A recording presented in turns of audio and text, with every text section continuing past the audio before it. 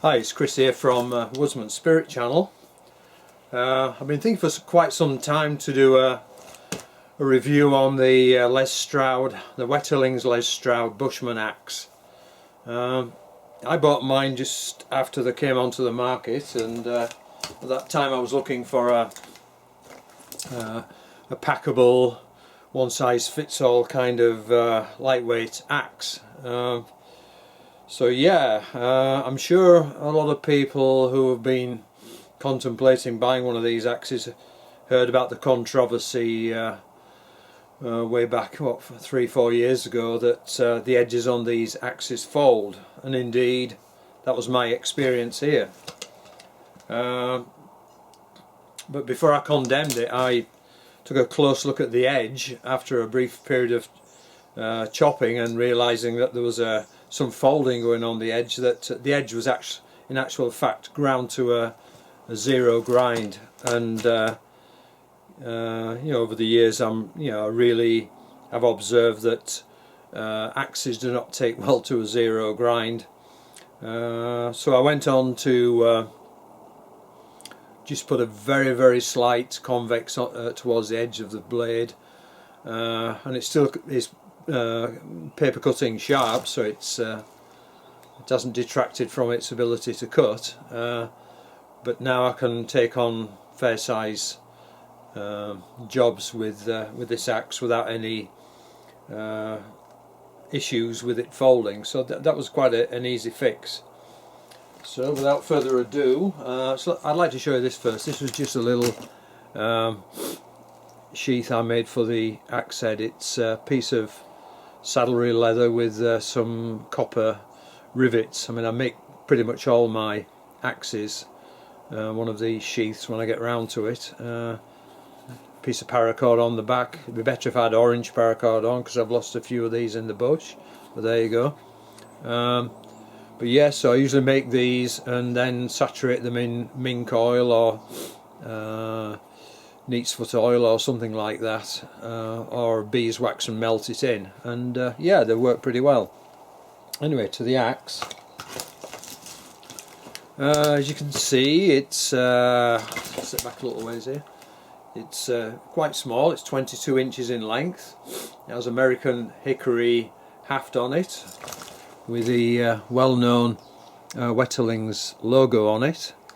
The other thing you'll notice about it is it's pretty straight haft. I mean, there's no S shape in it whatsoever. There's a slight flare out towards where the fits in the hand very nicely, hole for a lanyard, and more like I would describe it as an axe kind of fitment on the head. I mean, this is fine, but as most people probably know with axes, that as they eventually work loose, you lose the opportunity to drive it down because there's a shoulder there. However, it's quite a simple task with a chisel or a file to take that back so you can drive it on further.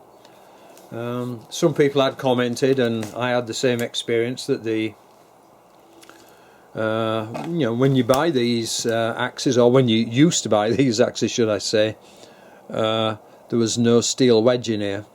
I always try to avoid steel wedges, but one thing with this haft is, with this head on this axe rather, is it's very shallow. And I've made commentary before about the Hudson Bay design, which isn't one of my favourite axes by any means. Not to say it's not a well-functioning axe, but the Hudson Bay has had issues, and I've owned Norland axes which are very much similar design, with over time the head comes loose, and this is caused by heavy chopping, compressing, because you've got a lot of leverage on a very short area. The heavy chopping compresses the fibres and results in the head coming loose. And this good axe certainly wasn't an exception. So I put a wedge in. As yet I've not, the wedge came totally out, so I put it in as I usually do, with some pine tar, and drove it back home to where it should be, and then put a steel wedge in at an angle and I used it all last summer and it's not come loose. One thing that helped, of course, was saturating the end of the haft in diluted pine tar, which swells the fibres and prevents any penetration of any, well, not penetration of liquid, but rather it drying out in what here is typically a very dry environment. So yeah, it's a 22-inch haft, as I said earlier, pretty straight, has somewhat of a tomahawk appearance to it, but nevertheless it is a true axe. It's not a, I wouldn't call it a tomahawk. It has a nice little hammer pole on here. I don't know if that's separately hardened, but it's certainly handy for tent pegs and driving nails in on a casual basis, not on a permanent basis, I wouldn't think. As you can see, it's there's no acute bevel ground onto the cutting edge of the axe. You can probably just see from the reflection here, so I do tend to buff the blades of my axe up and strop them, that there is a slight convex on the edge, which is the convex eye used on this to deal with the issue of folding. The other very interesting thing, of course, is it's, for its size, it's an even tapered wedge, with the idea of making it into a reasonably good splitting camp axe. I mean, I'm not saying it's a maul, I'm not saying it's a hugely powerful splitting tool, but pound for pound, this, you know, it's extremely capable.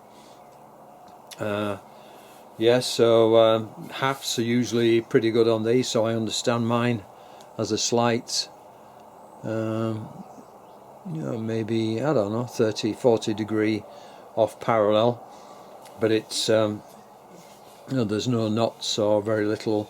A little bit of heartwood is there, but I know some people don't like the heartwood, but it just adds to the appearance. Okay, so I guess the next thing is people just want to see, in fact, if it does cut. Enough of me talking about it. So I'll start by doing some splitting with it, and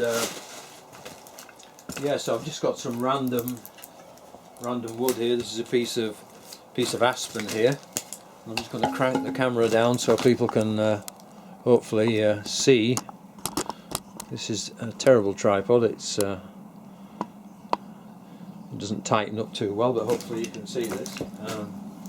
So yep, that's good. So I'll just put this on the chopping block and split it down. So it just goes through that, and that is dry aspen. It's not green wood.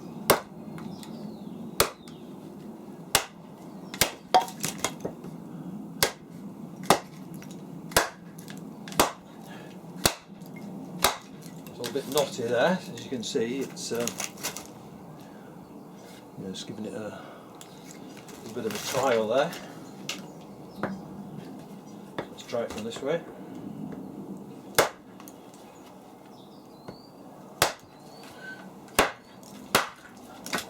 Yeah, it's gone through. No problem. So that was aspen. Let's try something different here.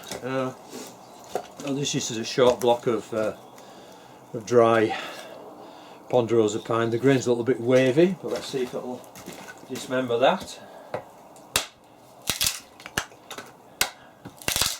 Yeah, so this would work very well for kindling, of course. Let's cut the knots out.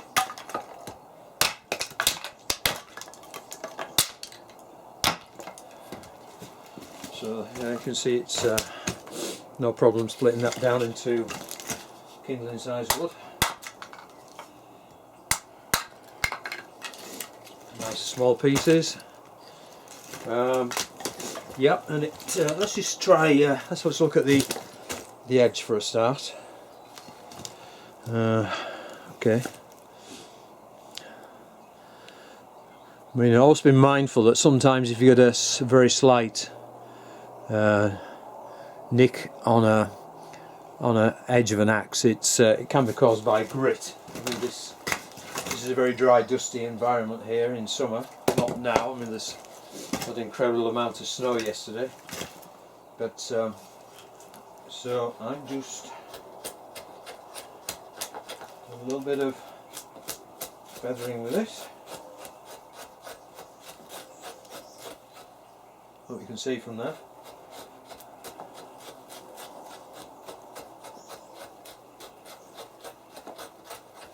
I'm not the world's best at feathering, but so you can see it shaves down reasonably well. And I think this is a piece of aspen by the look of it. Let's try a bit more. You probably notice if I turn around that this is designed very effectively for choking up around the head. It's got this kind of beard on it, and get your fist right in there, right? So it makes it very easy to perform these planing and shaving tasks. So now let's try it on a piece of hardwood. As it happens, I have a very hard and very knotty piece of, I believe it's apple or pear tree wood here. It's well seasoned, it's full of knots. This will be a real workout for it, I guess. Yeah. So, here we go.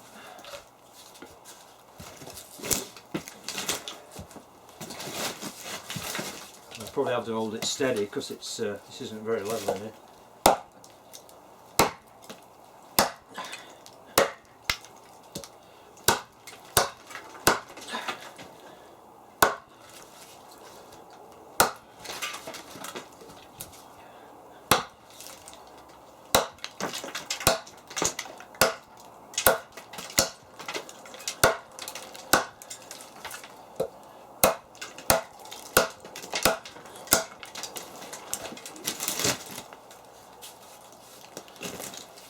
You can see I'm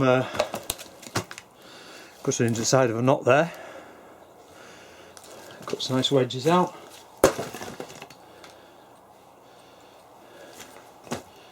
Yep.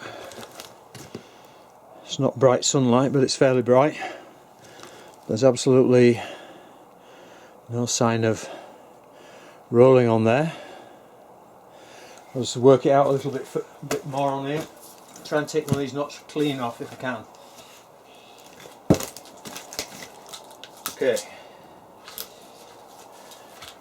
This one down here at the bottom.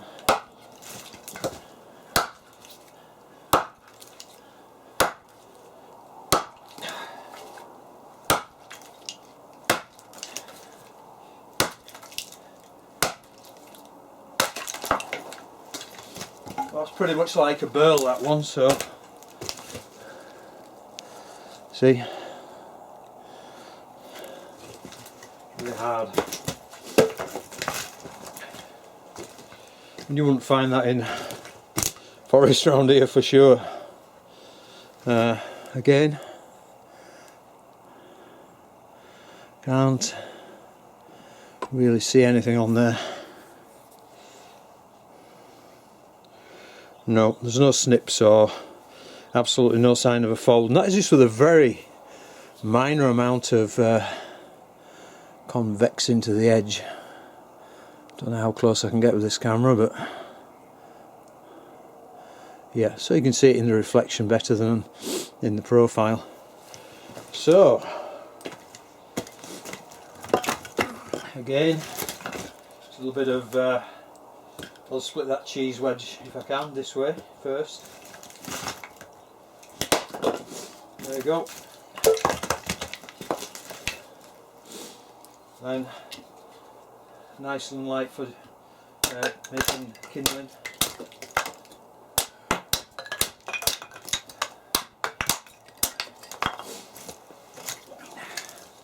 Nice little pieces of kindling here.